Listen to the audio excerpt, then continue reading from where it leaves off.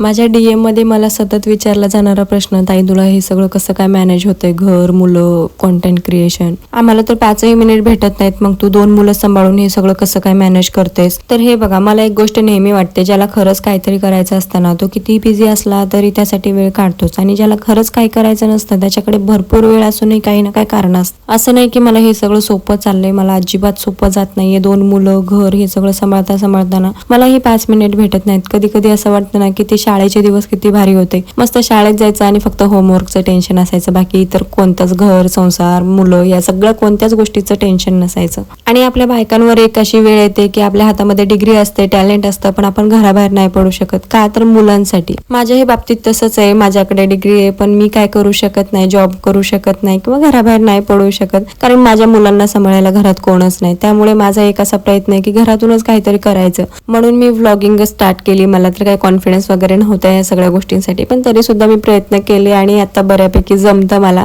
Perfect तरी काय नाही, पण ठीक आहे, चला असू दे. आणि बायकांच्या आयुष्यातला सगळ्यात कठीण पार्ट असतं असं की बाळ रडते, आपण काम करतोय आणि त्याला 5ही मिनिट घ्यायला कोणी नाहीये, तेव्हा मग काय करायचं. तर मी करत असते तसंच. बाकी काही कामं झाली नाही झाली याच्यावरनं मला काय पडलेलं नसतं, पण जेवण त्याचं वेळेवर झालं पाहिजे, परी वेळेवर स्कूलला गेली पाहिजे, यासाठीच माझी धडपड चालू असते. आणि मला जेवायला तर लिटरली 4-5 वाजतात. कधी कधी ना दुपारचं जेवण पण वेळेवर होत नाही, पण त्यानंतर तो झोपला की मग मी माझी कामं करत असते.